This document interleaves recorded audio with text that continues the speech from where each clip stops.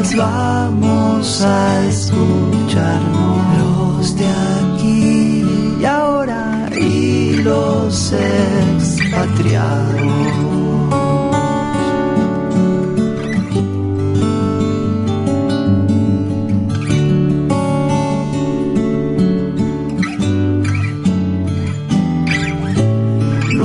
Dios ni bandera que pueda evitarlo. Una cafetera para reencontrarnos.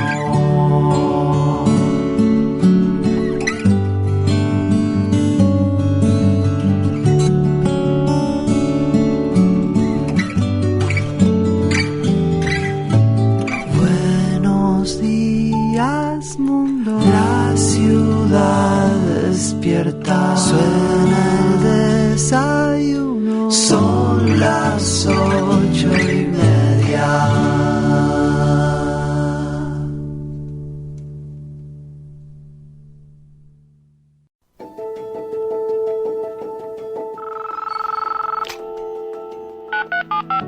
Son las 8:30 de la mañana. Las 7:30 en la Casa Museo de José Saramago, en Tías, Lanzarote. Buenos días, mundo. ¿Quieres un café? La Cafetera. Dirige Fernando Berlín. En el programa La Cafetera de Radio Cable. La ha entrevistado Fernando Berlín en La Cafetera. En una entrevista en Radio Cable. Durante 20 minutos en Radio Cable y dice todo lo que van a escuchar. Mañana en La Cafetera de Radio Cable. Radio Cable, que ha conseguido una auténtica primicia, ha entrevistado esta mañana y ha conseguido situar esa entrevista y lo que le ha dicho en los titulares. Con María Navarro y Pilar de la Peña. Que tuviera cuidado porque con las cosas que había dicho, que yo le oí la grabación del programa de Fernando Berlín, Mire, yo parafraseando a Radio Cable, no estás sola. Mire, yo no tengo conocimiento textual de lo que es la resolución del Tribunal Superior de Justicia, por tanto, estaba en una reunión, voy a leerlo y en cualquier caso, ahora y siempre respeto a la justicia, respeto a sus procedimientos y finalmente la voluntad de que se esclarezca y que finalmente pues se tome la decisión que sea más justa. Muchas gracias.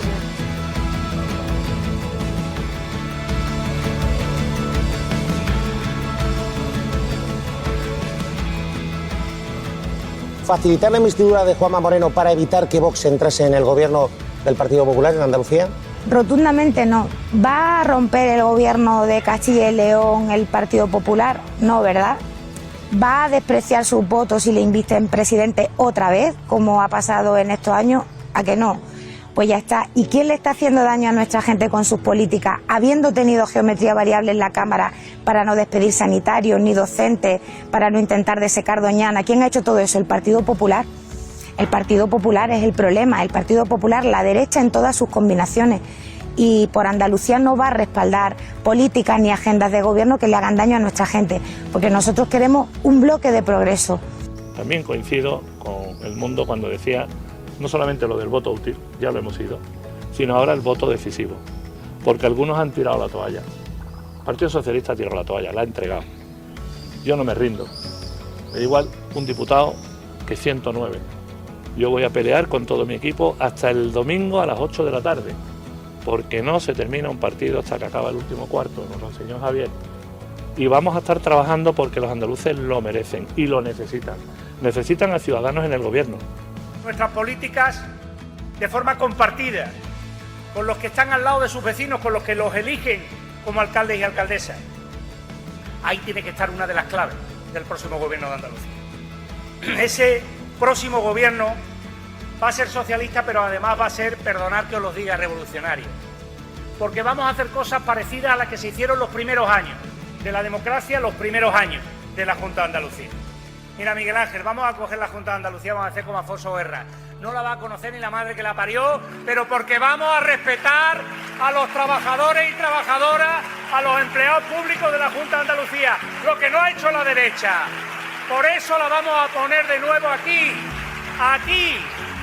para que sirva a los intereses de los andaluces y andaluzas con dignidad y como saben hacer, por supuesto, los empleados públicos. Yo ahora lo que quiero trasladar a vosotros es que nadie se juega más el 19 de junio que vosotros. Nadie. Absolutamente nadie.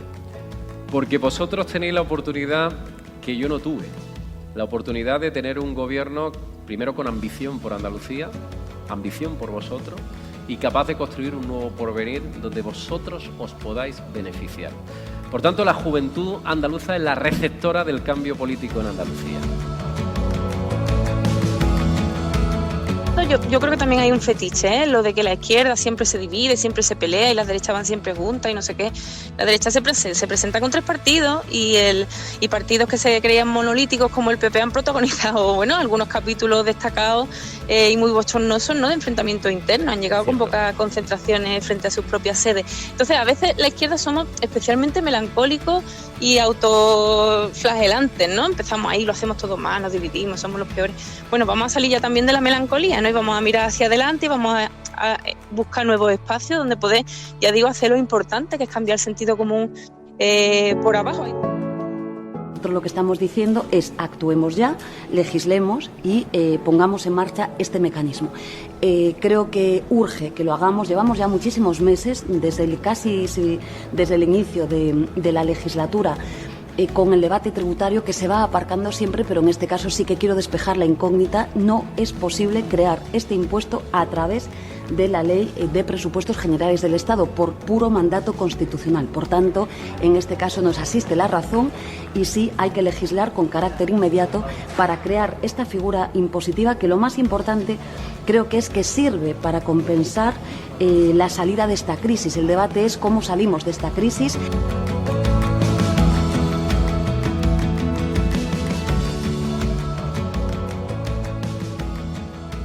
La Cafetera es un programa de radio que se financia gracias a las aportaciones de los oyentes. Si te gusta el periodismo que defiende y sientes que te acompaña, hazte mecenas y ayúdanos.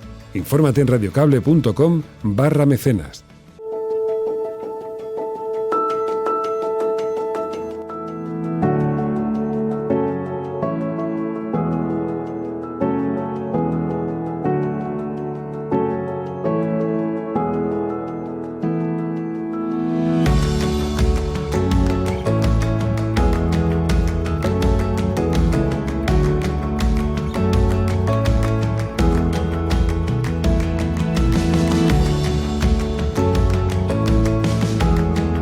Muy buenos días, cafetera, bienvenidos una mañana más a este programa, hoy en versión de Café de Puchero. Café de Puchero, ya sabéis que cuando en el pasado hacíamos este programa en versión directamente podcast, siempre le llamábamos así, siempre le llamábamos el Café de Puchero, que tiene un sabor más reconcentradillo, más elaborado, aunque no lo estemos haciendo en este minuto en directo. Bueno, el 85% de los oyentes, el 90% de los oyentes les da lo mismo porque normalmente escuchan el programa en otro horario. Así que para los que normalmente escucháis este programa en directo, id pasando, comprobad la experiencia de lo que supone tomarlo con un poquito de azúcar y un poquito más de elaboración. Vamos a hacer una cosa, tenemos muchas cosas de las que hablar esta mañana, pero tenemos que repasar la actualidad en primer lugar, tenemos que hablar de la información internacional. Ya sabéis que los viernes en la cafetera nos referimos a la información internacional, pero desde una perspectiva diferente, porque hablamos de cómo los medios de comunicación internacionales proyectan la imagen de España en el exterior. De forma que lo que hacemos es ver cómo han publicado noticias sobre nuestro país y de qué manera eso puede afectar a la imagen de España fuera. Y lo analizamos, ya lo sabéis, cada viernes con Pilar de la Peña. Nos sirve como termómetro para ver un poquito cómo está la reputación internacional de nuestro país, vista desde otros medios de comunicación. Luego también hablaremos de documentales, de series, de películas con Ana Pastor de Neutral. Y con Ana Pastor hoy vamos a hablar de una serie de televisión bien interesante que ha estrenado Netflix, en la que llamada Intimidad, en la que se nos cuenta de manera ficcionada, pero con muchos rasgos de realidad, la historia de una trabajadora de la compañía Iveco. No sé si recordaréis este caso. Una mujer cuyos compañeros de trabajo empezaron a viralizar un vídeo a través de los teléfonos móviles un vídeo sexual íntimo suyo. Terminó suicidándose. Fue un caso que golpeó a la conciencia, golpeó a la opinión pública. Fue hace poco tiempo, y ahora ha sido llevado a ficción, a serie de televisión. Combina también otros casos con los que hace otro juego de espejos sobre hasta dónde es capaz de llegar el ser humano en su irresponsabilidad en esta cuestión que ha sido la ruptura de la intimidad a través de las redes sociales, de los teléfonos móviles, de los WhatsApp, etcétera, etcétera. Bueno, pues hablaremos con Ana Pastor sobre esta serie Intimidad, que se estrena en Netflix.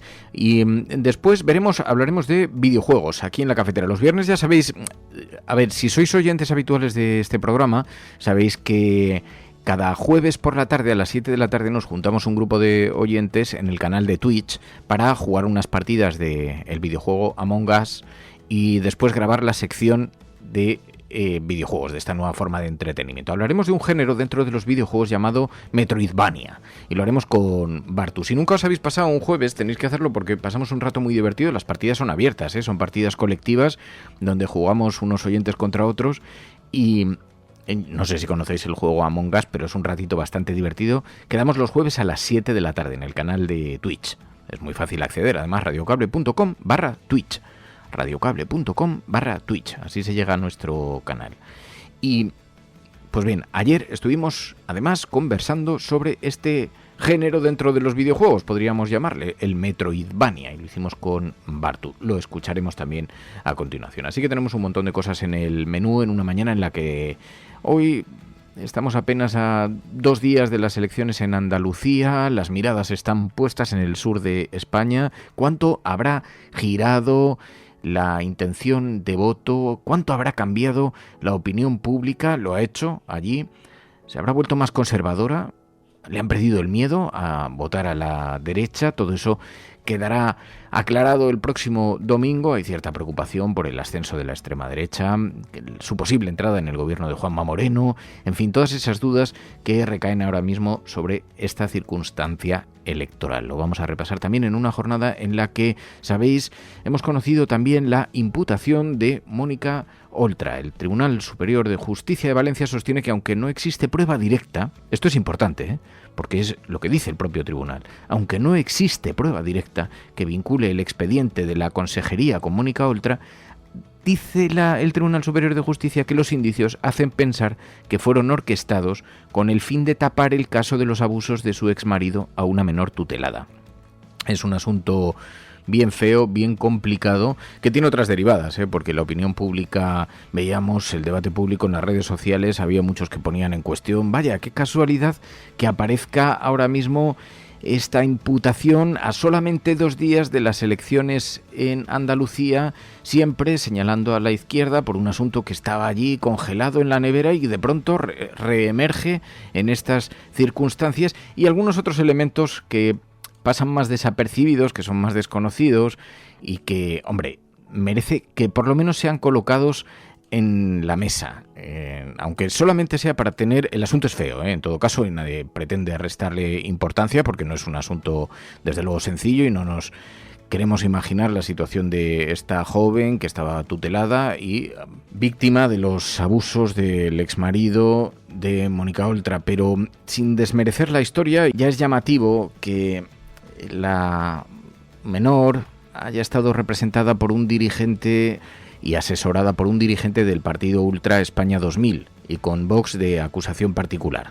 Así que, bueno, quizá esto se lleve por delante al gobierno tripartito de la Generalitat Valenciana, quizá esto se lleve por delante la reputación de Mónica Oltra. Ella confía en que puede aguantar esto, y en todo caso habrá que ver si tiene responsabilidad o no en haber podido ser partícipe de la ocultación de los supuestos abusos a las administraciones por el hecho de que su marido estaba detrás. Así que, en fin, la cosa bien delicada, pero en todo caso hoy, esta mañana, sí, en las portadas de los periódicos este es un asunto que es capital, que está teniendo un enorme protagonismo. Le han preguntado a Chimo Puig por esto, ya lo escuchábamos en la apertura, donde escuchábamos a Chimo Puig y escuchábamos también a algunos de los protagonistas de estas elecciones en Andalucía. A Inma Nieto, que decía que descartaba estaba en el debate, que descartaba facilitar la investidura al Partido Popular para apartar a Vox. Ayer se lo preguntó Ferreras en Al Rojo Vivo. Es muy interesante porque, en efecto, se estaba especulando mucho en los medios de comunicación, en las portadas de los periódicos, se estaba señalando que se iba a abrir un debate dentro de las izquierdas para saber si abstenerse o no, con la idea de frenar como cordón sanitario contra la ultraderecha, si abstenerse o no ante un hipotético gobierno de Juanma Moreno para que no tuviera que recibir sus votos de la extrema derecha. Bueno, ayer Inma Nieto, la candidata por Andalucía, lo descartó y además en algo que a todos nos parece que tiene, a pesar de que yo creo profundamente que es necesario el cordón sanitario a la ultraderecha, pero lo que no puede ser es que el cordón sanitario solo lo hagas tú y luego el Partido Popular siga en Castilla y León gobernando con ellos y siga siendo apoyado en otros gobiernos por la extrema derecha sin ningún complejo, mientras tú estás facilitándoles que pongan en marcha sus políticas en Andalucía. Y es un debate complicado porque en la izquierda el análisis que se hace es que se retrate el Partido Popular solito, no le vas a sacar las castañas del fuego, y si quieren que rompan con toda la ultraderecha en el resto de comunidades autónomas donde lo utilizan instrumentalmente, que rompan con ellos y entonces ya veremos si se les apoya o no se les apoya. Pero como ese escenario no se va a dar, pues entonces escuchábamos a Inma Nieto descartando facilitar la investidura al PP, ni siquiera para apartar a Vox de ese camino. Bueno, Ciudadanos sigue pidiendo atención, ser voto útil y también convertirse en decisivos. También hemos escuchado en estos días lo que nos jugamos en las dos Andalucías, una Andalucía que quiere prosperar y esa Andalucía que mira hacia atrás, apoyándose en la derecha y en la extrema derecha. Escuchábamos a Juan Antonio Delgado desde Podemos. También ayer conversamos aquí en el programa con Teresa Rodríguez. Teresa Rodríguez, que nos dio algunas claves que son bien interesantes. En primer lugar, la necesidad del entendimiento con otras izquierdas y de no instalarse en la nostalgia.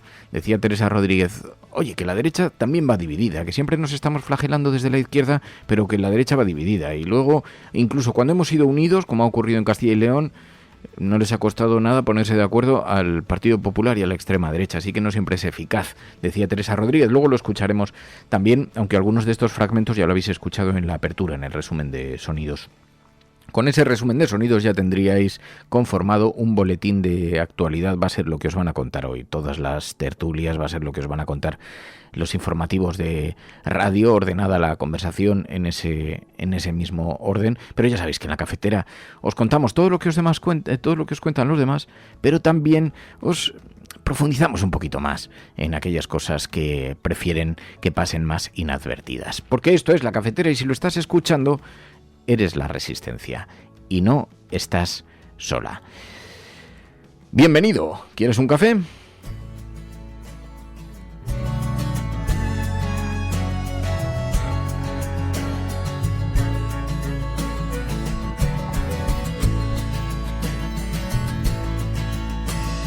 Watching the sunset on Tennessee Hills.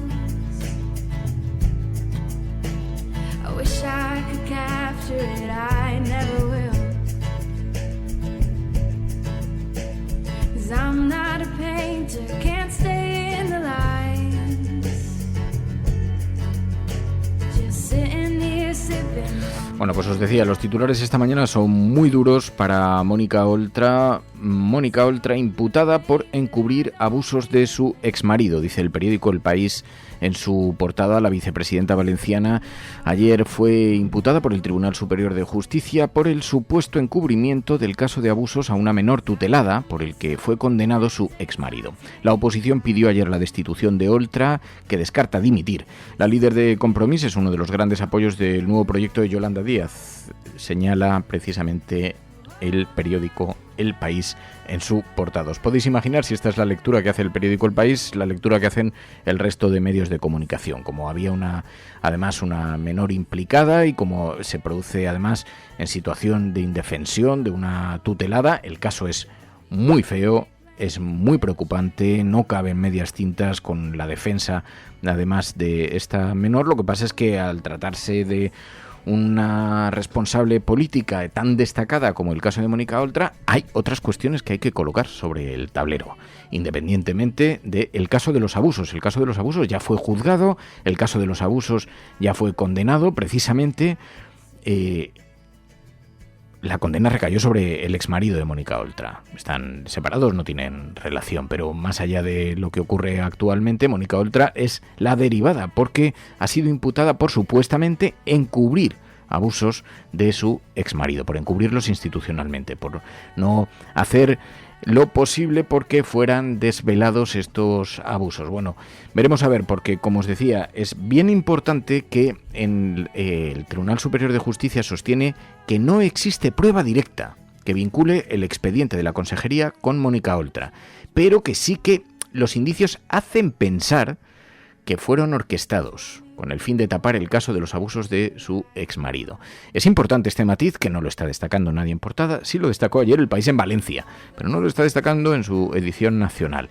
Veremos a ver en qué acaba, si el juez decide o no que esa imputación es constitutiva de delito o no lo es. Pero como ya estamos acostumbrados a que surgen muchos titulares aparentemente muy grandilocuentes, sobre todo lo relacionado con Podemos, pues tampoco nos sorprende esto.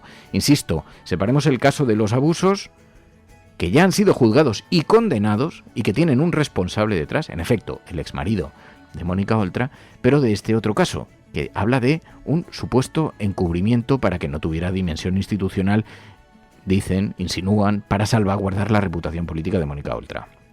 Bien, esto os podéis imaginar, es gasolina pura en plena campaña, a 2 días de las elecciones. Qué casualidad que siempre los juicios para con la izquierda aparecen antes de las elecciones y los de la derecha siempre, por no enturbiar los procesos electorales, aparecen 2 o 3 días después.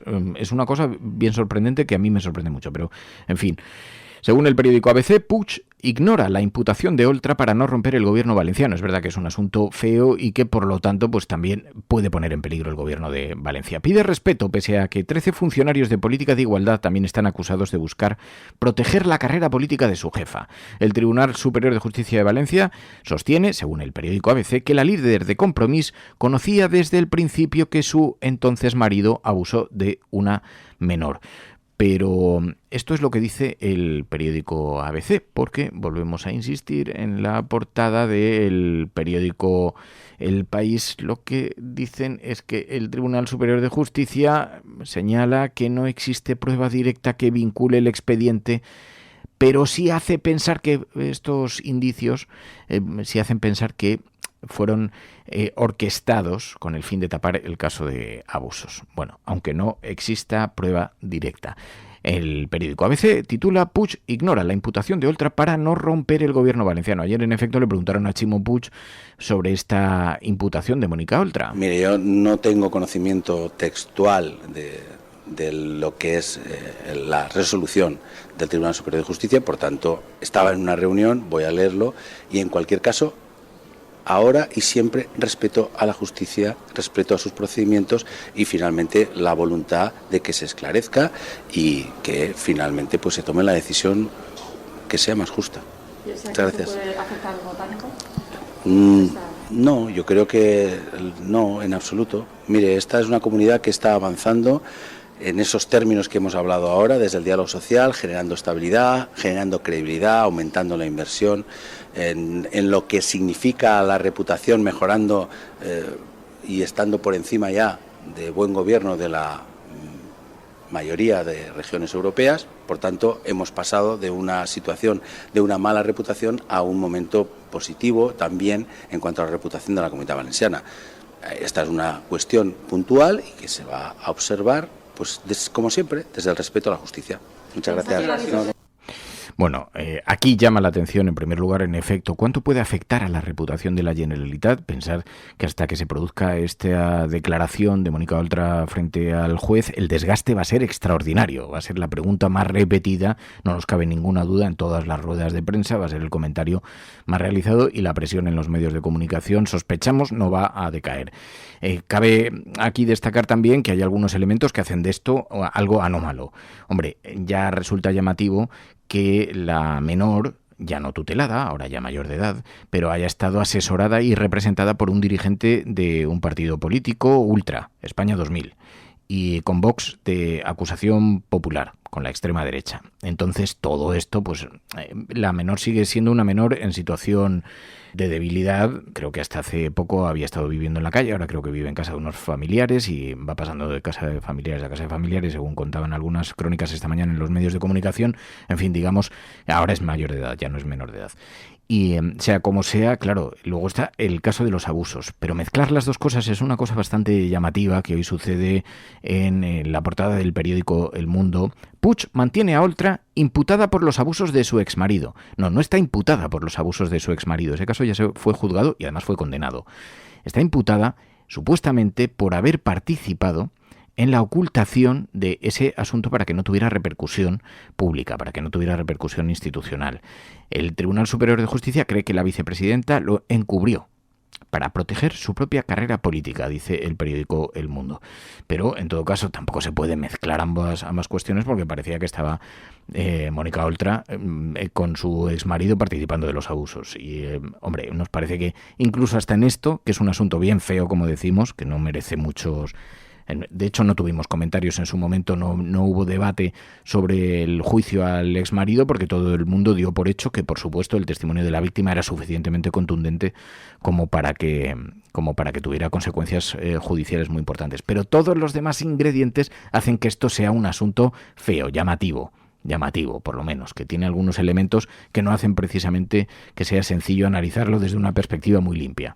Pero bueno, bien. Está colocado Oltra imputada por indicios de tapar abusos de su expareja a una menor tutelada, dice hoy el periódico de España, que dirige Gemma Robles, y también es un asunto que lleva la razón a su portada. El Tribunal Superior de Justicia de Valencia cree que Oltra conocía los abusos de su ex desde el principio. Sospecha que quiso proteger a su exmarido, declarará como imputada el próximo 6 de julio. Contado así, es un asunto un poco que... parece turbio, a pesar de que la relación entre ellos estuviera rota, comparten 2 hijos. Igual la cuestión estaba en que no tuviera esa dimensión pública para la protección de los hijos, a pesar del drama que nos imaginamos que supone esto para todas las partes, que no es pequeño. Bueno, pues bien. ¿Quién se encargará de la conferencia de prensa de hoy? ¿Hoy hay una conferencia de prensa? ¿Tú qué crees? Utilizaremos este lugar como base de operaciones. Necesitaré un día o quizá 2. El cretino que dio el soplo al post quizás se diga a sí mismo, vaya, espero que eso no joda el programa del B3. ¿Qué programa del B3 y por qué iba a joderlo? Bueno, si el presidente decidiera movilizar el B3 antes de probarlo del todo... ¿Movilizar el B3 antes de probarlo del todo? Sí. ¿Por qué? ¿Por qué? Por la crisis. ¿Qué crisis? Aún trabajo en ello. A ver, que alguien contacte con el general Scott del Estado Mayor, que coja un avión hacia Seattle enseguida. Se pondrá muy nervioso si tiene que hablar del bombardero. Bien, hazlo. Pero... De acuerdo. ¿Pero qué? No hay ningún bombardero ¿En qué B3. universidad estudiaste? En Dartmouth. No estás muy curtida, claro que no hay ningún bombardero B3 y el general Scott no está en Seattle para hablar con los del avión. No cuela, Connie, no es demostrable. Eso no me importa, solo tenemos que distraerles, desorientarles. Faltan 2 semanas para las elecciones. ¿Y con eso qué conseguiremos? ¿Qué diablos vamos a conseguir? Esto es un asunto que esta mañana nos encontramos en las portadas de toda la prensa nacional, que va a impactar indudablemente en la campaña andaluza, que sospechamos que también va a tener consecuencias sobre la conformación de esa fuerza de izquierdas que Yolanda Díaz aspira a comenzar a escuchar en sus diferentes manifestaciones. Y claro, ya había algunos periódicos, el propio periódico El País, ni más ni menos, en su portada decía precisamente que Mónica Oltra había sido uno de los apoyos que buscaba Yolanda Díaz en la configuración de su proyecto político. Decía, la líder de Compromís es uno de los grandes apoyos del nuevo proyecto de Yolanda Díaz. Ya se encarga el periódico El País de señalar en su portada. Así que, en fin, esto enturbia mucho el panorama cuando estamos solamente a 48 horas de la campaña de la jornada electoral en Andalucía.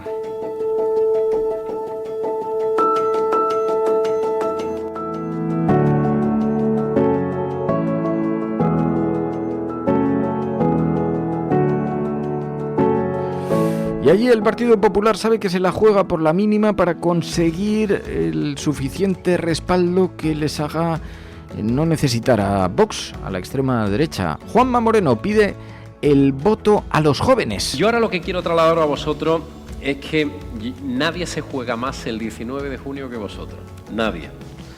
Absolutamente nadie. Porque vosotros tenéis la oportunidad que yo no tuve. La oportunidad de tener un gobierno, primero con ambición por Andalucía, ambición por vosotros, y capaz de construir un nuevo porvenir donde vosotros os podáis beneficiar. Por tanto, la juventud andaluza es la receptora del cambio político en Andalucía. La receptora del cambio político en Andalucía. Y eso es algo que me tenéis que ayudar a trasladar. Y tengo el sueño de alcanzar una mayoría lo más amplia posible. Cuanto más cerca estemos de 55 escaños, más libres seremos como gobierno, más autonomía, más capacidad de gestionar tendremos y mejores cosas haremos. Las últimas 48 horas de campaña donde se buscan los votos en todas partes. Habrá girado la comunidad andaluza de signo, definitivamente habrá cambiado la mirada. Es verdad que en todo caso, claro, se suele argumentar, bueno, es que la izquierda va dividida, en esto nos hemos equivocado. Ayer le preguntábamos por esto mismo a Teresa Rodríguez, la candidata de Adelante Andalucía. Teresa Rodríguez nos decía, bueno, cuidado, que en esto hay mucha mitología, la derecha también va dividida. Yo creo que también hay un fetiche, lo de que la izquierda siempre se divide, siempre se pelea y las derechas van siempre juntas y no sé qué. La derecha se presenta con tres partidos y partidos que se creían monolíticos como el PP han protagonizado, bueno, algunos capítulos destacados y muy bochornosos, ¿no?, de enfrentamientos internos. Han llegado con pocas concentraciones frente a sus propias sedes. Entonces, a veces la izquierda somos especialmente melancólicos y autoflagelantes, ¿no? Empezamos ahí, lo hacemos todo mal, nos dividimos, somos los peores. Bueno, vamos a salir ya también de la melancolía, ¿no? Y vamos a mirar hacia adelante y vamos a buscar nuevos espacios donde poder, ya digo, hacer lo importante, que es cambiar el sentido común por abajo. Hay otras comunidades autónomas como Castilla y León donde ha habido lista unitaria y, bueno, los efectos pues no han sido, en este caso, de para la extrema derecha, ¿no? Seguimos con ese problema base que es el del cambio de signo de la indignación, ¿no?, y de la impugnación política. Entonces, bueno, pues vamos a quitarnos de encima como quien se quita el polvo, la melancolía, ¿no? Y vamos. Decía que hay que quitarse de encima la melancolía porque, en efecto, ir juntos, ir divididos, bueno, nos jugamos mucho. Juan Antonio Delgado, el candidato de Podemos dentro de Por Andalucía, también señalaba este aspecto. Tenemos frente a nosotros la disyuntiva de las dos Andalucías. Nos jugamos las dos Andalucías. Nos jugamos la Andalucía desde del desmantelamiento, la Andalucía de las cloacas, la Andalucía de dejar tirados nuestros sanitarios, esos 8.000, que por cierto, lo hemos dicho, la primera medida que vamos a tomar va a ser volver a contratar a los 8.000 sanitarios. Lo hemos dicho, lo vamos a cumplir. Y frente a esa derecha y ultraderecha, porque además no nos quepa duda, no vamos a dejarlo porque vamos a ganar nosotros. Pero si puede, Moreno Bonilla va a meter a la ultraderecha en las instituciones andaluzas. Y frente a eso, una coalición por Andalucía, una coalición llena de esperanza, de alegría, una coalición con propuestas, una coalición de gente seria, de gente honrada, que es muy importante.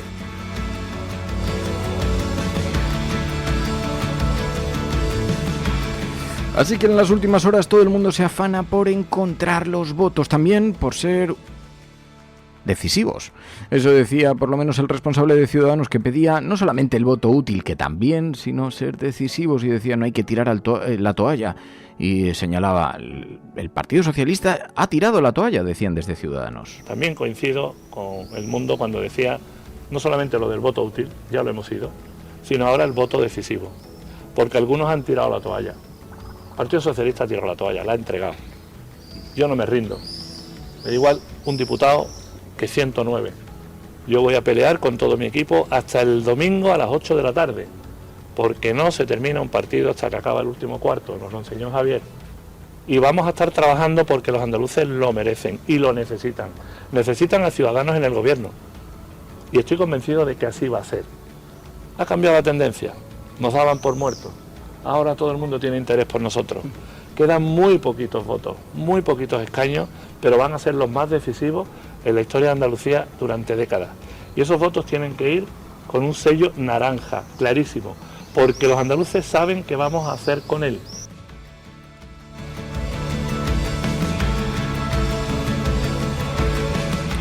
Así que desde Ciudadanos levantaban la mano pidiendo también atención para convertirse en voto útil y también decisivo. Bueno, mientras tanto, el gran debate: ¿qué es lo que harán las izquierdas en el caso de que Juanma Moreno, el Partido Popular, necesite a la ultraderecha para gobernar? ¿Se abstendrán? ¿Conseguirá el Partido Popular esa jugada, que sería una jugada redonda para ellos? No tener que pronunciarse públicamente, no tener que aceptar los votos de la ultraderecha, aunque Juanma Moreno sigue sin negarse públicamente a recibirlos, intenta desviar siempre las respuestas, pero obviamente si puede gobernar en solitario y no someterse al desgaste que puede suponer ir de la mano con la extrema derecha, no solamente en España, un desgaste también en la Unión Europea, donde no se ve con buenos ojos esas aproximaciones del Partido Popular a los partidos ultras extremistas. Pues bien, también el Partido Socialista ha negado de plano una abstención que permita al PP desmarcarse de Vox. Que rompan con la ultraderecha en Castilla y León y ya hablaremos, retaban en Ferraz. Hoy lo cuenta La Vanguardia y, en efecto, también lo hemos visto precisamente de boca de la candidata de Por Andalucía. Inma Nieto descarta facilitar la investidura al Partido Popular para apartar a Vox. En el fondo todo el mundo lo que dice es que se retraten ellos solos o bien que rompan en el resto de España con la ultraderecha. Ayer se lo preguntaba a García Ferreras a Inma Nieto en Al Rojo Vivo. ¿Facilitar la investidura de Juanma Moreno para evitar que Vox entrase en el gobierno del Partido Popular en Andalucía? Rotundamente no. ¿Va a romper el gobierno de Castilla y León el Partido Popular? No, ¿verdad? ¿Va a despreciar sus votos si le inviten presidente otra vez, como ha pasado en estos años? ¿A que no? Pues ya está. ¿Y quién le está haciendo daño a nuestra gente con sus políticas? Habiendo tenido geometría variable en la Cámara para no despedir sanitarios ni docentes, para no intentar desecar Doñana. ¿Quién ha hecho todo eso? El Partido Popular. El Partido Popular es el problema. El Partido Popular, la derecha en todas sus combinaciones. Y Por Andalucía no va a respaldar políticas ni agendas de gobierno que le hagan daño a nuestra gente, porque nosotros queremos un bloque de progreso. Rotundamente no, que ha sido asunto, por cierto, también llevado a la portada hoy del periódico El País.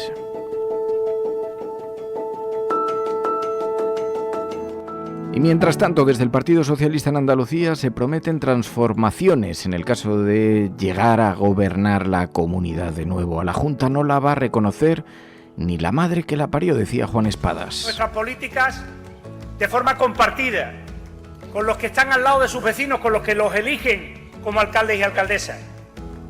Ahí tiene que estar una de las claves del próximo gobierno de Andalucía. Ese próximo gobierno va a ser socialista, pero además va a ser, perdonad que os lo diga, revolucionario.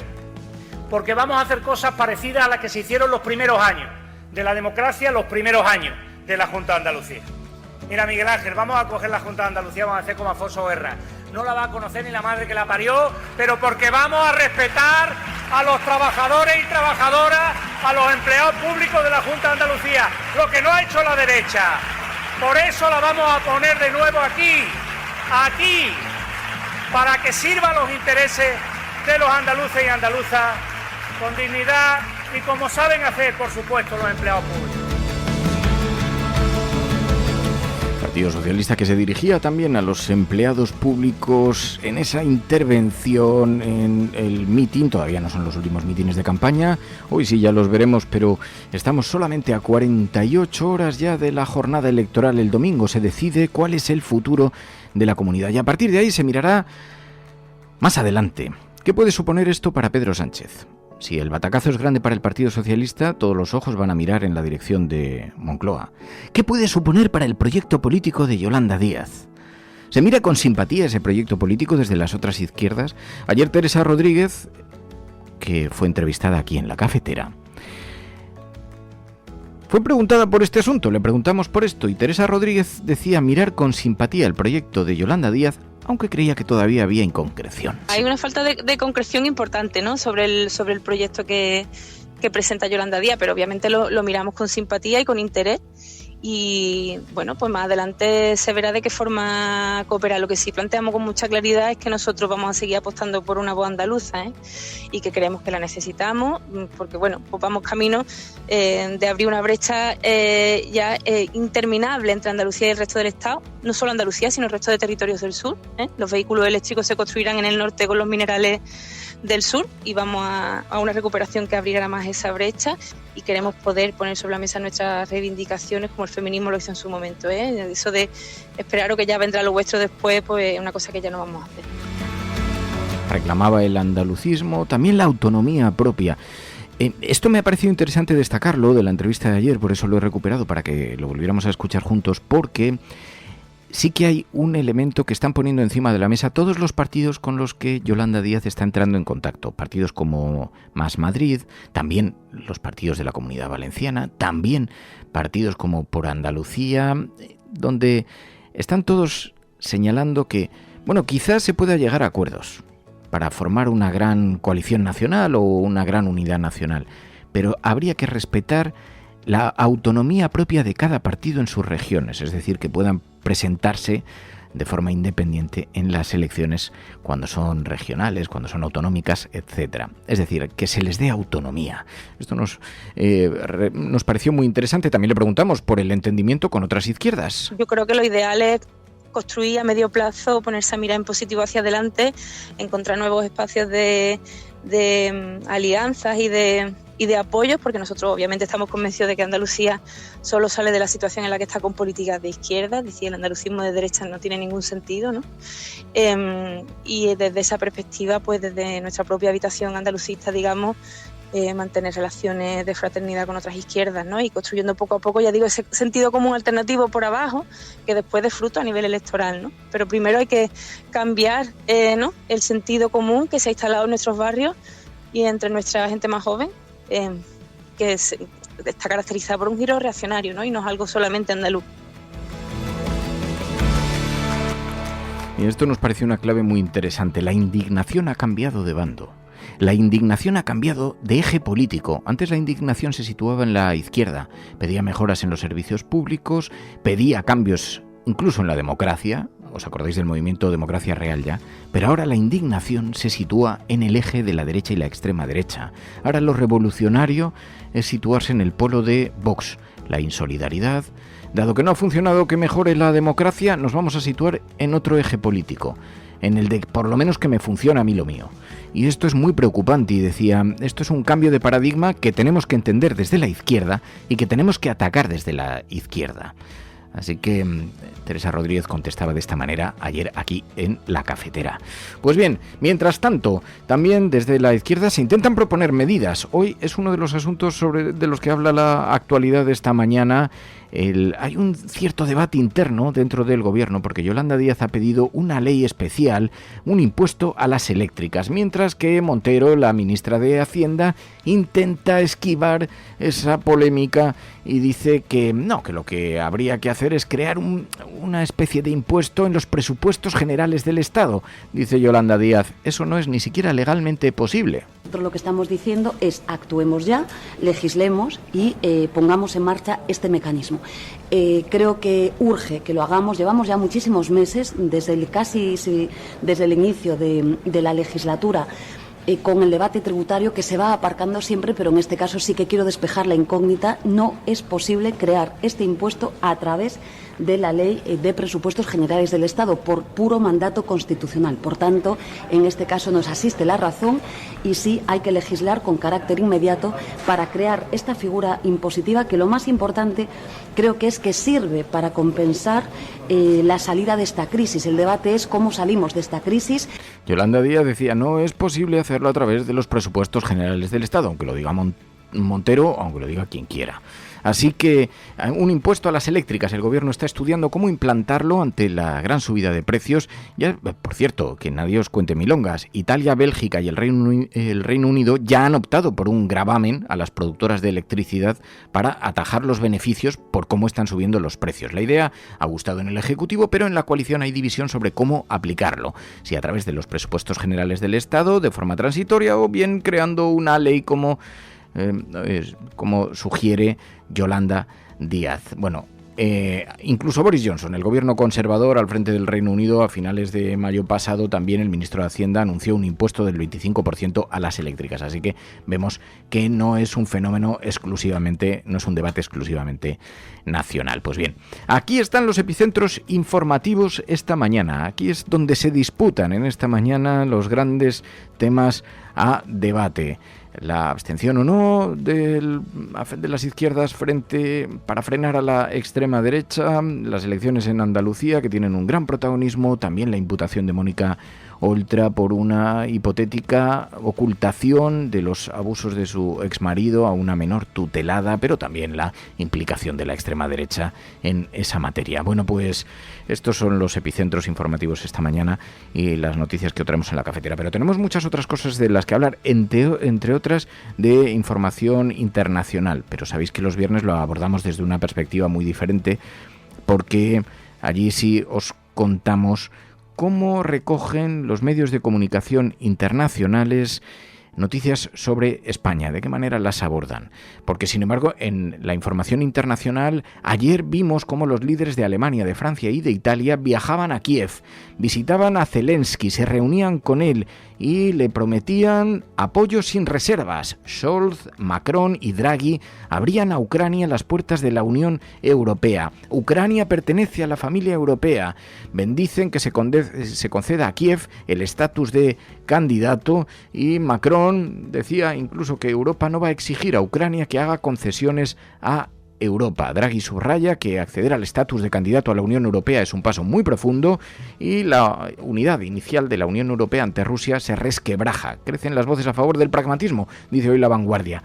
Pues bien, esa es la noticia de internacional. Pero vamos a ver otros enfoques dentro de la prensa internacional. Estás escuchando La Cafetera. Si lo estás haciendo, eres La Resistencia. No estás sola.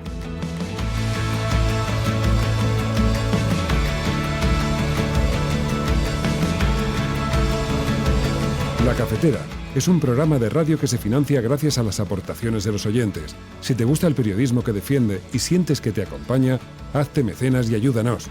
Infórmate en radiocable.com/mecenas.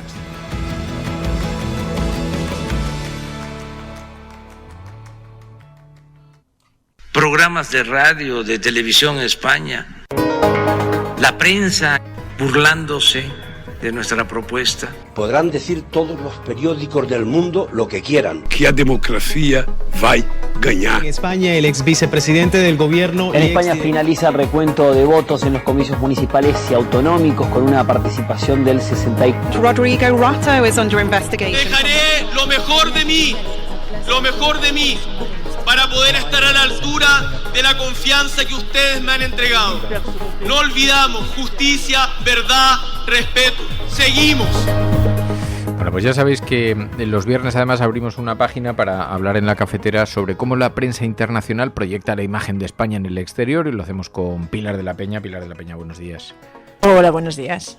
En esta semana en la que hemos observado la crisis con Argelia, entre España y Argelia, los medios internacionales seguían destacando también en estos días el conflicto diplomático abierto, ¿no?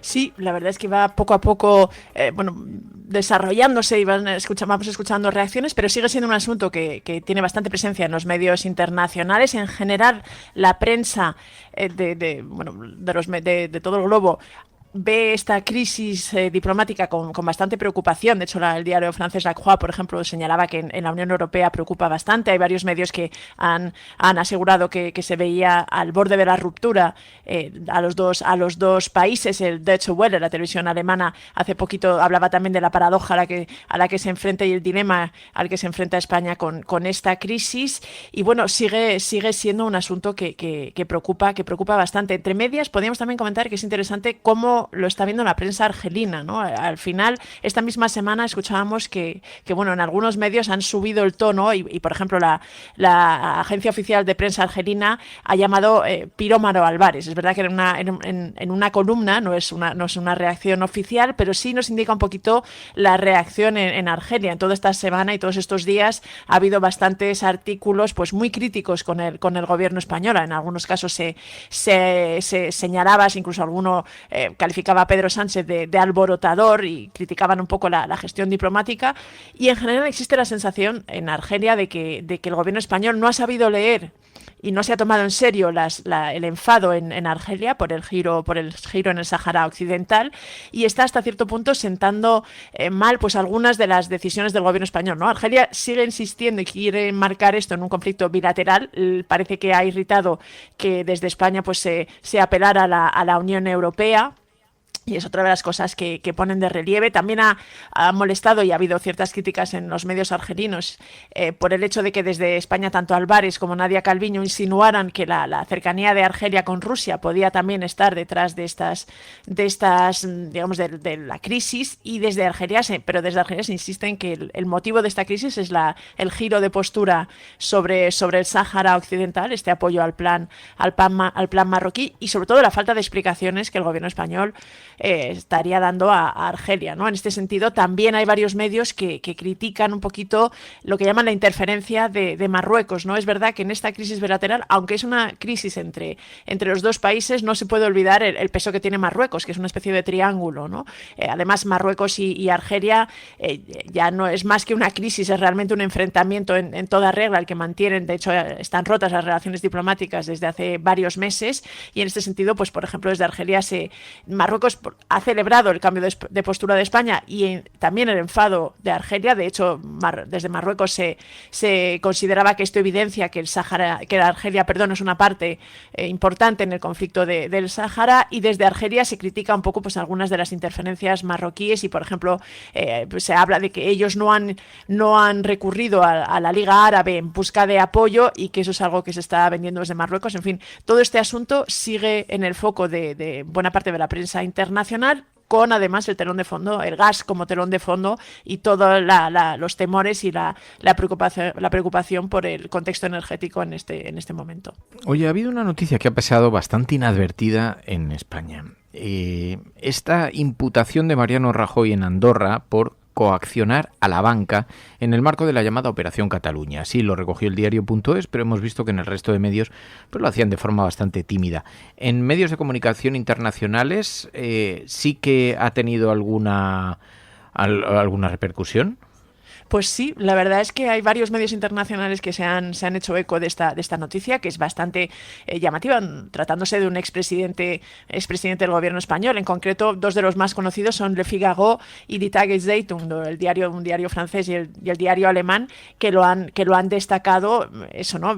Como el expresidente español pues era imputado por un juez en Andorra por acusaciones como coacción, amenazas, incluso chantaje hacia la banca privada de Andorra en el marco de esta operación y de estas iniciativas para intentar pues conocer información sobre personalidades políticas catalanas, ¿no? en el marco del conflicto con Cataluña. Esto era, por ejemplo, lo que destacaba el diario francés Le Figaro. Y luego el Tageszeitung, este diario de izquierdas alemán, cuyo corresponsal es Rainer Bandler, que lo hemos tenido algunas veces aquí en la cafetera, ponía el foco también en el hecho de que Rajoy hubiera sido imputado y que el juez de Andorra, o una jueza de Andorra en concreto, le ha pedido a él y a otros dos exministros, mencionaba también este diario, que están imputados o que en esta causa también van a ser interrogadas Jorge Fernández Díaz, el exministro de Interior, y el exministro de Hacienda, Cristóbal Montoro, pero destacaba eso, que la juez les había dicho que se buscaran un abogado porque en un plazo de 14 días, porque iban a ser citados para comparecer en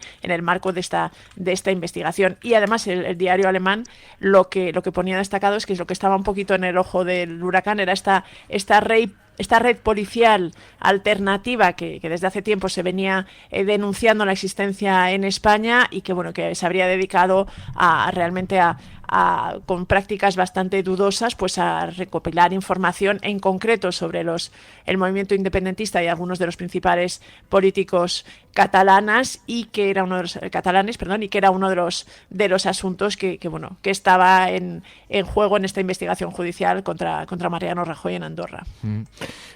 Que ya decimos, nos sorprende que ha tenido aquí muy, muy escaso recorrido. Pero, oye, varios medios internacionales han destacado también que los polémicos vuelos para deportar a Ruanda a solicitantes de asilo desde Reino Unido los iba a operar una compañía española, ¿no? Sí, ha sido uno de los asuntos de la semana, ¿no? En la información internacional, este controvertido plan del gobierno de Boris Johnson para externalizar, es como lo intentan vender a Ruanda, a un país como Ruanda, la gestión de los solicitantes de asilo que llegan a Reino Unido, ¿no? Todos los migrantes que llegan en situación irregular, pero que realmente están pidiendo asilo y hasta ahora pues eran albergados en Reino Unido. Y el gobierno de Boris Johnson ha buscado esta idea de deportarlos antes incluso de conocer cómo quedaban resueltas sus solicitudes de asilo, para no tenerlos en Reino Unido y llevarlos a Ruanda, un país que, aunque tiene pues cierta buena fama, realmente se han dado a conocer numerosas violaciones de derechos humanos y realmente algunas noticias muy preocupantes sobre el trato que se da allí a los refugiados o a los inmigrantes. Y con toda esta controversia, en el último momento el vuelo que tenía previsto salir este pasado martes pues fue suspendido por una decisión del Tribunal Europeo de Derechos Humanos. Pero además la prensa internacional, además de estar muy pendiente de todo este hecho, porque además Reino Unido no es el único país que está barajando esa posibilidad, ¿no? Hay Dinamarca, Australia también lo ha hecho, pero Dinamarca y en Europa hay más países que podrían seguir el ejemplo británico, y en este sentido pues está el foco.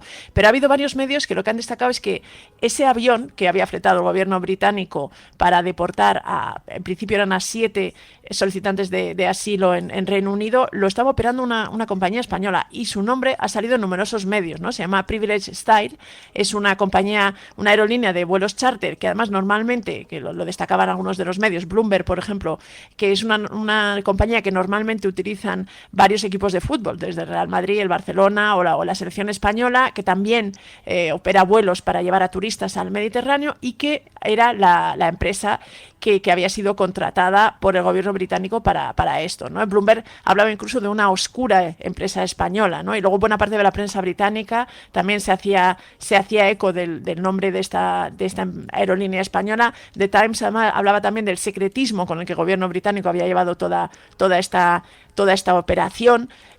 Se recordaba, The Guardian también señalaba que Privilege Style era una de las empresas que ya había colaborado con el gobierno británico para algún tipo de deportación previamente, y que en este caso había sido la elegida, ¿no? Ya te digo que ha salido en numerosos medios, y de hecho algunos medios también han destacado que esta empresa española pues ha sido objeto de presiones, incluso de manifestaciones. Una empresa que tiene la sede en Mallorca, en las Islas Baleares, y que allá mismo se habían incluso desplazado ONGs británicas para manifestarse en contra de esta política y para pedir a la empresa que no colaborara con este polémico plan de Boris Johnson. Y además hemos visto también cómo el impuesto extraordinario a las eléctricas que defiende Yolanda Díaz, que está estudiando el gobierno, esto llamaba la atención de Bloomberg. ¿Por qué? Bueno, se hacían eco de esta posibilidad, ¿no? En un momento en que, insistimos, además con la inflación, con los precios de la energía, es un asunto que está bastante en el candelero en todo el mundo, en Europa, en Estados Unidos, en general, en todo el planeta, y en este sentido, pues Bloomberg ponía de relieve que España estaba estudiando este posible impuesto extraordinario a las eléctricas en este actual contexto. Bloomberg, sobre todo, destacaba las recientes declaraciones de Teresa Rivera, la ministra de Transición Ecológica, al respecto, ¿no? Se trata de una propuesta, este impuesto extraordinario, que ha defendido Yolanda Díaz y que ha pedido que se incorpore de forma urgente. Y lo que destacaba Bloomberg es que Teresa Rivera se había mostrado abierta a estudiarlo, pero a diferencia de lo que defendía Yolanda Díaz, consideraba que se debía abordar en el marco de los presupuestos, no de un impuesto como tal, sino abordarlo en el marco de los presupuestos, porque defendía Teresa Rivera que ya había una serie de limitaciones a las eléctricas, y en principio no se mostraba demasiado partidaria o tan abiertamente partidaria como otros políticos en España, pero sí destacaba que España además estaba intentando explorar este tipo de vías para intentar compensar, digamos, el alto precio de la energía y lo que llamaban la transferencia de rentas que estaban haciendo los consumidores hasta las eléctricas, como una de las formas de intentar compensar o aliviar digamos, el peso para los consumidores que estaba teniendo la situación actual. Oye, hemos visto también cómo las políticas feministas en España han sido destacadas en D8 decían, ¿España es un país machista? Definitivamente no. Sí, era un titular bastante contundente, bastante llamativo, porque además utilizaba una expresión así un poco coloquial, como pues ni de coña, ¿no? Algo así, o definitivamente no. Porque era un reportaje de Julia Macher, una corresponsal alemana aquí en España, que repasaba un poquito el historial de España en políticas feministas, ¿no? Ponía de relieve que realmente España se había convertido en un pionero en este tipo de políticas, que incluso mucho más adelantado que en Alemania, ¿no? La corresponsal explicaba que pues hace poco precisamente la ministra de Asuntos Exteriores había hablado de políticas feministas y eso había generado un debate y cierta controversia, cuando en España era realmente una corriente política muy asumida y que realmente estaba dando frutos. Y mencionaba, pues por ejemplo, algunas de las recientes decisiones del gobierno español, ¿no? Pues por ejemplo la baja menstrual o la ley del solo sí es sí como ejemplo, ¿no? Y volví a insistir en esta idea, ya la habíamos comentado en las últimas semanas. Es verdad que las últimas leyes aprobadas por el gobierno han realmente reforzado esta imagen de España como un país defensor de las políticas feministas, y este artículo, además del diario alemán, resaltaba que a pesar de que en el imaginario de muchos centroeuropeos España aún se ve como un país machista, la realidad es que se había avanzado muchísimo, y aunque realmente, decía, sigue habiendo bastante camino por recorrer y no es el paraíso feminista, pero realmente sí había un marco para una política feminista que estaba muy asentado, y terminaba el artículo diciendo: y las mujeres son lo suficientemente fuertes como para defender este marco. También hemos visto en otros medios internacionales como Forbes se fijaba en la posible legalización del cannabis medicinal en España, ¿no?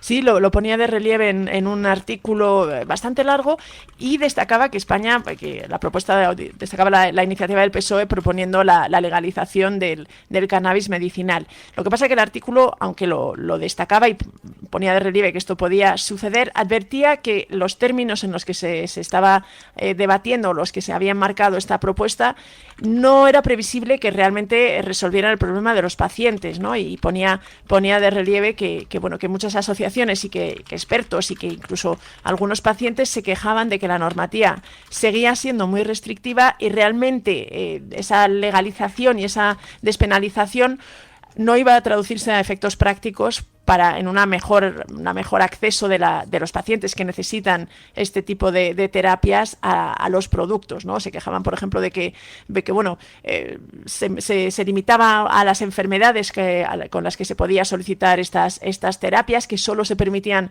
el uso de 2 fármacos y en condiciones muy, muy estrictas, y citaban pues los casos de numerosas personas que realmente requieren o necesitan este tipo de terapias y de consumo de cannabis para aliviar dolores crónicos muy, muy fuertes.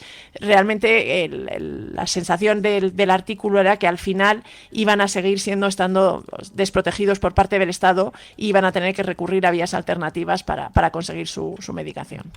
Bueno, pues es la fotografía de la prensa internacional que hace sobre la actualidad española Pilar de la Peña. Muchísimas gracias, Pilar. Gracias a vosotras, como siempre.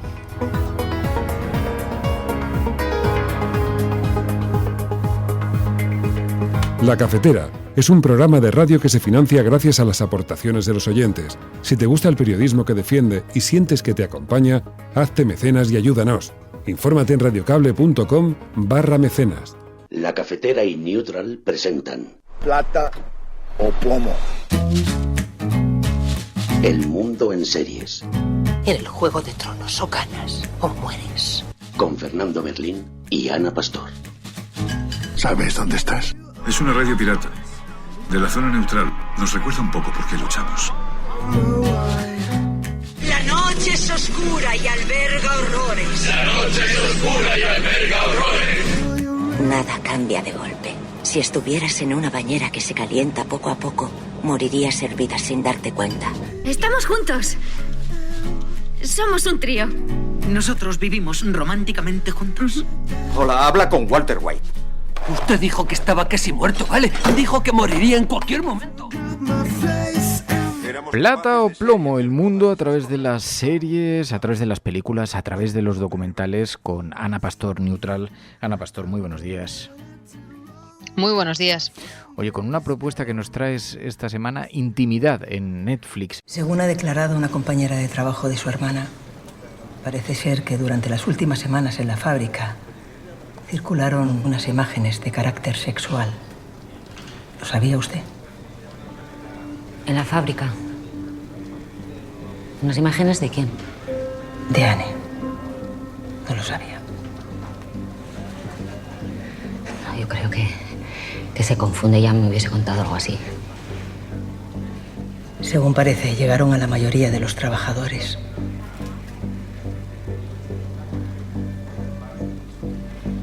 ¿Quién le ha contado todo eso? Lo siento. La identidad de la testigo es confidencial, pero la he comprobado. Y también que su hermana no denunció el hecho. Por ahora es todo lo que sé, pero o mucho me equivoco o el suicidio pudo tener algo que ver con eso. Es un caso que seguramente conocen muchos oyentes de La Cafetera y de Neutral.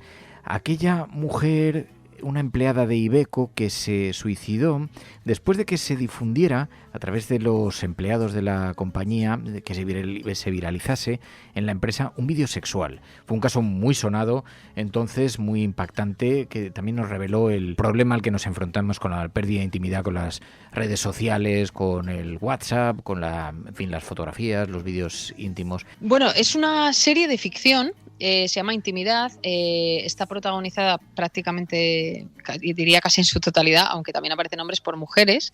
Es interesante por varios motivos. Primero, me parece que el tema, como tú recordabas, el caso, a mí me pareció en su día desgarrador. Aquella chica se llamaba Verónica, me acuerdo perfectamente del nombre, se llamaba Verónica en la fábrica en Madrid de Iveco donde trabajaba. Empezó a girar un vídeo de ella íntimo.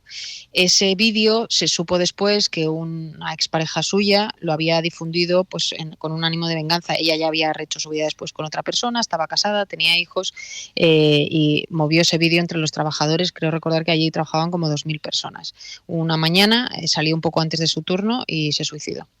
Yo recuerdo haber visto, porque no es de hace mucho este tema, en las noticias, ahora Netflix ha producido, está emitiendo una serie que se llama Intimidad, que por cierto está hecha en el País Vasco y está rodada allí. Hay muchísimos guiños también al euskera y gran parte de las actrices y actores que aparecen también son de allí. Entre otros la protagonista, que es Itziar Ituño, una de las protagonistas, que es la policía de La Casa de Papel. Mucha gente la conocerá por eso. Pero hay dos tramas en esta serie. Una es la de esta chica, Verónica, que por cierto la protagoniza Verónica Chegui, y habla lo mismo de una fábrica, de una chica a la que le empiezan a rolar los compañeros el vídeo y acaba suicidándose. Y luego está la trama protagonizada por Itziar Ituño, que es una política, es vicealcaldesa en Bilbao y le ocurre lo mismo. Se hace público, pero en todas partes, un vídeo de ella con un tipo en la playa teniendo relaciones sexuales. Ella está casada y tiene una hija y entonces se hace público el vídeo. ¿Qué tiene de curiosa esta trama? Aunque a mí me gusta más la trama de Iveco, pues que es una política nacionalista, es decir, de un entorno muy conservador. No dicen el PNV, pero te puedes imaginar que es el Partido Nacionalista Vasco, y hay una lucha de poder dentro del ayuntamiento al que se apunta como causante de la difusión de este vídeo. Pero ocurren muchas más cosas que ya sabes que estoy en contra del spoiler, no lo voy a decir. Así que tenemos dos tramas que las dos confluyen en lo mismo, y es cuando se rompe la intimidad de una manera tan salvaje, tan injusta y tan machista en este caso, contra dos mujeres muy diferentes. Oye, pero fíjate que llega a Netflix en un momento en el que Netflix estaba pasando, dicen, una crisis de suscripciones, y es verdad que este thriller de serie nacional, la acogida ha sido muy buena, ¿no? Sí, piensa que Netflix, creo que lo hemos apuntado algún día aquí en Plata o Plomo. En Netflix han confluido varias cosas. Pero por un lado la pandemia, que hizo que subiera la suscripción de Netflix en todo el mundo, porque la gente estaba encerrada. Por otra parte, la competencia. Netflix era un operador prácticamente único a su nivel, y de repente Disney Plus se ha convertido en un competidor muy fuerte. También está Amazon, en fin, HBO, etcétera. Por lo tanto, empieza a tener competencia. Luego hay otro factor que es Rusia, es decir, donde ellos han perdido por una decisión de muchas empresas de irse, pues muchísimos suscriptores. Y te añadiría otra que también hemos comentado aquí, y es que Netflix es de las pocas plataformas que mantiene sacar los capítulos todos a la vez. Es decir, Intimidad puedes ver los 8 capítulos el mismo día que se estrena. Cosa que en el caso de HBO o de Disney, que el otro día hablamos con Ballín, con Obi-Wan Kenobi, tienes que esperar una semana. Disney lo saca de una vez. Por tanto, se te acaba muy rápido la posibilidad, salvo que produzcan mucho, de ver cosas. Entonces, bueno, esta es una apuesta interesante porque es local, tiene la idiosincrasia de que esta historia no ocurre en el País Vasco, pero ellos la llevan allí, podría haber ocurrido en otros muchos lugares, y es bastante transversal en ese sentido. También aparecen muchas generaciones de mujeres. Está la actriz Ana Wagner, que me gusta mucho, que es la policía que está investigando uno de los casos. Está Emma Suárez.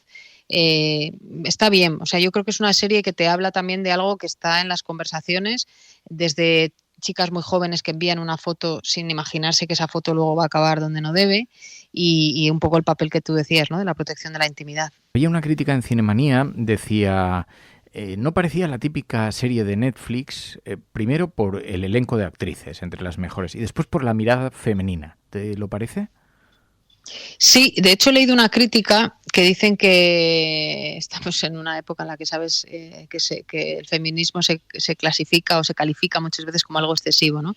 El hecho de que el elenco efectivamente me parece que es una de las mejores cosas de la serie. La idea elegida, lo que decíamos de la trabajadora de Iveco, y las actrices, que son todas de un nivelón increíble, incluso las menos conocidas. Yo, por ejemplo, a Patricia López no la conocía, que hace de hermana de la chica que se suicida, y a Yune Nogueiras tampoco, que es muy jovencita. Bueno, eso por un lado, y luego como que he leído alguna crítica como que se incidía demasiado y se subrayaba demasiado el calvario que supone para una mujer ser expuesta pues en mitad de una relación sexual o lo que sea, ¿no? Hombre, es que me parece lo normal, ¿no?, que se hable de que eso es un calvario, cuando además una de ellas no, pero la que es política está muy muy expuesta públicamente, ¿no? Y en los dos casos es terrible. Bueno, yo creo que sí, tiene una mirada claramente, no sé si decirte feminista, de sentido común, ¿no?, de contar cómo puede vivirse una cosa tan dura. Tiene esas dos derivadas son muy interesantes. Por una parte, la de una mujer que lleva además hasta las peores consecuencias haberse visto expuesta por una venganza de esa naturaleza, pero también la del descrédito político de alguien tirando de algo tan moral como la conducta sexual, tan íntimo, tan personal como la conducta sexual, en una sociedad moralizante, pacata, donde saben que eso te puede producir daño en la imagen, ¿no? Que es durísimo también plantearlo en esos términos.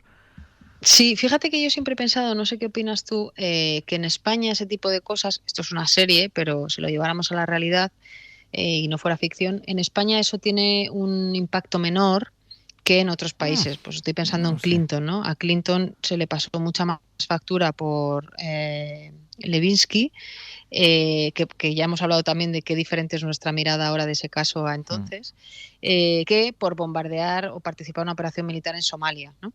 Yo creo que en España y en Francia y en otros países europeos ese componente no es tan alto, pero sí que creo que si esto ocurriera en la vida real y una mujer en política, bueno, que ocurrió, ¿no?, en un pueblo de Toledo, Olvido Hormigos, de hecho, sufrió un caso parecido. Dicen si la protagonista de esta otra historia puede estar relacionado también o bien con aquella persona del PNV o bien con Olvido Hormigos, de un pueblo de Toledo también que aparecía en un vídeo sexual, también difundido de forma y en fin, tuvo consecuencias de las que supo rehacerse, pero provocó un enorme debate. Ahora, fíjate, en todos los casos que han sido reales, aunque se han emprendido algunas investigaciones o la propia compañía Iveco emprendió una investigación interna, concluyeron sin conclusiones relevantes.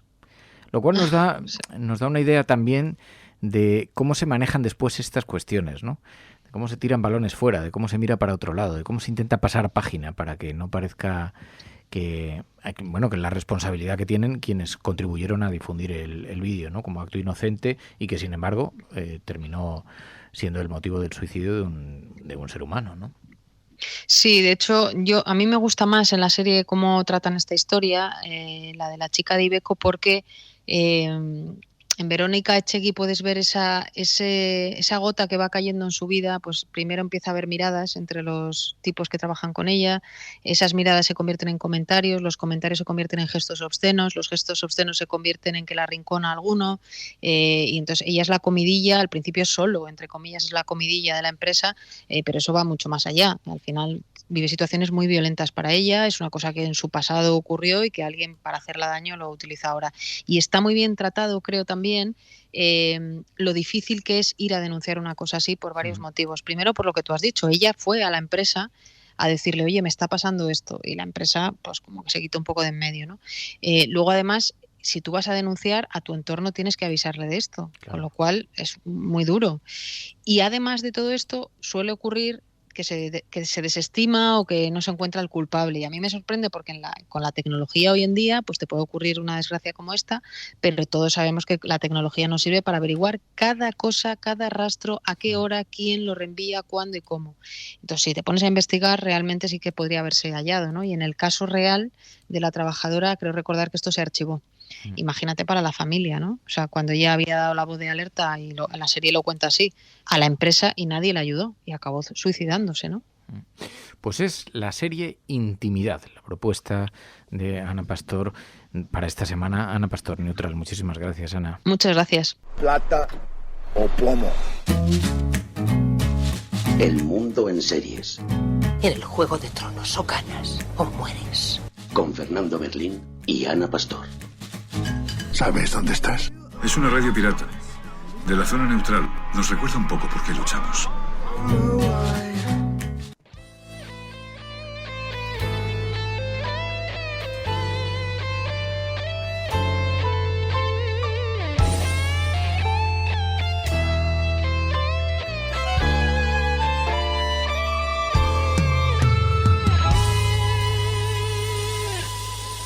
Pues los viernes ya sabéis que abrimos un capítulo aquí en la cafetera para hablar de videojuegos, en una sección además que se conforma gracias a la participación de los oyentes del programa. Esta semana nuestro guía por el mundo de la tecnología y de los videojuegos va a ser Lord Bartu. Señor Bartu, buenos días. Muy buenas, Fer. ¿Qué tal estás? Aquí estamos otra vez, muy contentos. Pues oye, te agradezco mucho la ayuda en esta semana, que además vienes a hablarnos de un videojuego, pero más que un videojuego es una saga, se puede denominar incluso un género dentro de los videojuegos, ¿no? Sí, efectivamente. Vengo a hablaros de Metroidvania, el género Metroidvania, que es un género el cual en los últimos años, sobre todo digamos desde el mundo de los videojuegos indie, se ha dado mucho, y que de hecho, bueno, tanto yo como otras de las gentes que apoyamos la cafetera y la resistencia, como es el caso de Enjoy, hemos hablado de algunos de estos juegos que pertenecen a este género. Yo, por ejemplo, hablé hace algunas entregas de la sección del Blasphemous, que era este videojuego desarrollado en España de inspiración Semana Santera. No sé si las y los oyentes lo recordarán. Y Enjoy me parece que habló del Hollow Knight, que sí, también es un videojuego que pertenece a este género. Está en el chat precisamente Enjoy de Silence. Sabéis que esta sección la grabamos los jueves por la tarde, a las 7 de la tarde, en el canal de Twitch.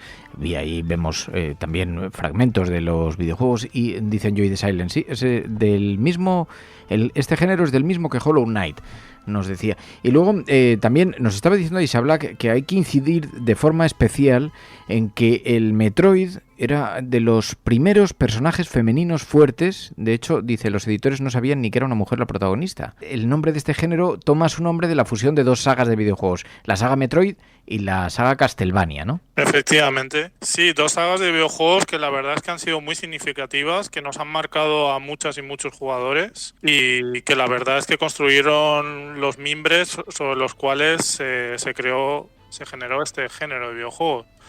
Y por lo tanto, bueno, tanto yo y Enjoy y otra gente que ha colaborado en esta sección hemos hablado de varios videojuegos que responden a este género, pues habíamos visto a bien de, bueno, aclarar, bueno, este género en concreto qué es, porque habíamos mencionado alguna vez el término, y bueno, por hacer un poco de divulgación, pues siempre viene bien, ¿no? Y decías, por lo tanto, para definir en qué consiste este género hay que hablar de estas dos sagas, de la saga Metroid y de la saga Castlevania. Sí, efectivamente. Así que en este caso el orden de los factores importa, así que vamos a empezar por la primera saga que compone ese nombre de Metroidvania, que es la saga Metroid. La saga Metroid es una saga de videojuegos, la cual, bueno, siempre ha tenido cobijo en las plataformas de videoconsolas de Nintendo. El primer videojuego de Metroid, de hecho, se lanzó el 6 de agosto de 1986 para la NES, la Nintendo original, la consola de 8 bits, que la gran N, que es como muchas veces se llama Nintendo, lanzó durante los años 80 y a través de la cual, bueno, pues lanzó grandes sagas de videojuegos como fue el Super Mario Bros., Legend of Zelda, etcétera. Y bueno, ¿qué tuvo esta saga en particular, o bueno, este primer Metroid en particular? Pues para empezar, era como el Metroid era una variante de los juegos de plataformas. Pero claro, al contrario de los videojuegos clásicos de plataformas, como era el caso de, por ejemplo, en aquel entonces del Super Mario Bros., el cual el jugador o jugadora tenía que pasar de pantalla en pantalla, el Metroid era un juego más de exploración. Es decir, en el juego tú tenías que, digamos, explorar todo un mapa hecho a base de laberintos, pasillos, objetos escondidos, enemigos a abatir, etcétera, y ir consiguiendo pues distintos poderes para ir mejorando el personaje, para que cada vez fuese más fuerte y poder luego acceder a zonas más complicadas del juego, ¿no?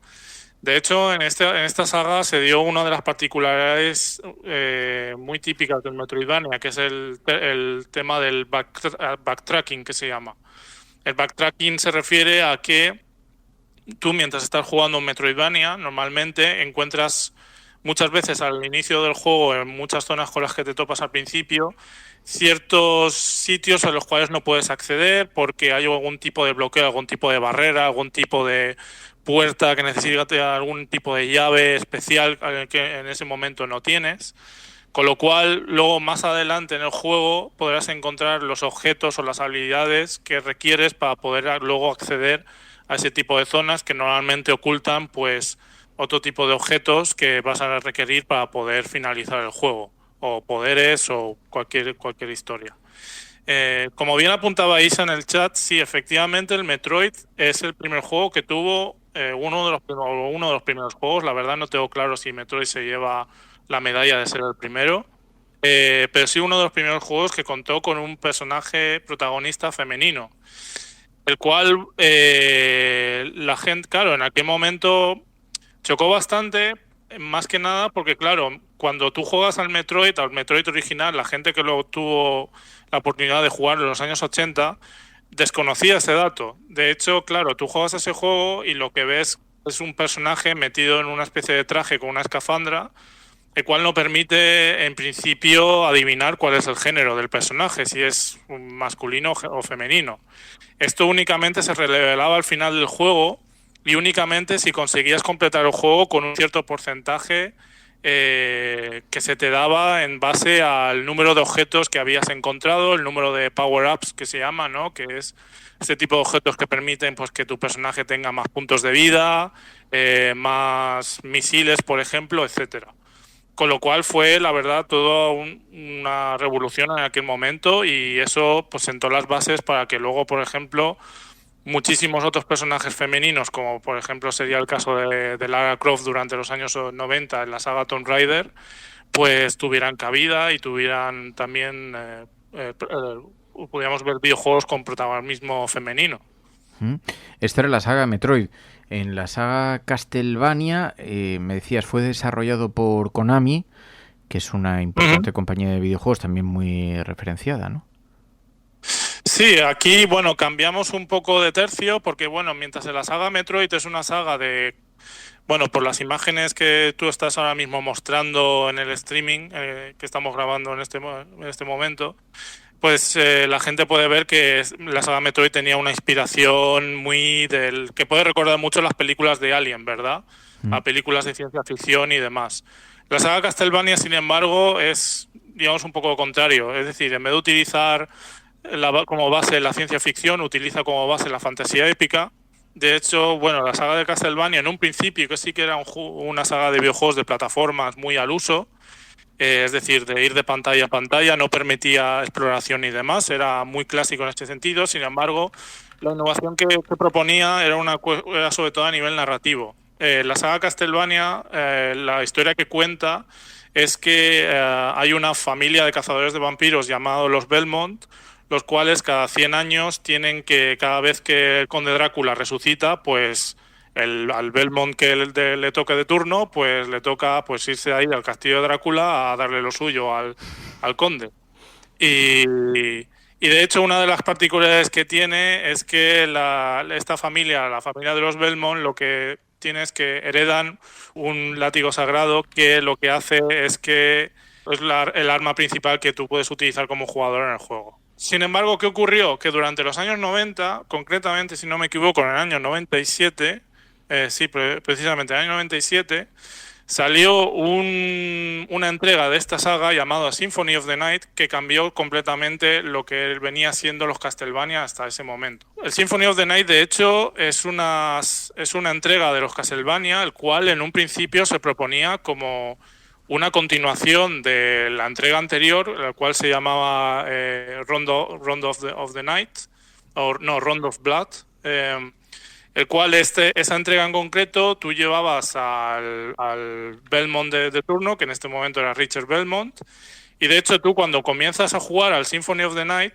empiezas justamente en la última pantalla del videojuego anterior, de la entrega anterior, con lo cual, claro, eso también creaba un poco de confusión, diciendo, bueno, esto es una continuación inmediata del videojuego anterior. Y de hecho empiezas el juego tal cual así, o sea, en la última pantalla en la cual te enfrentas contra el Conde Drácula.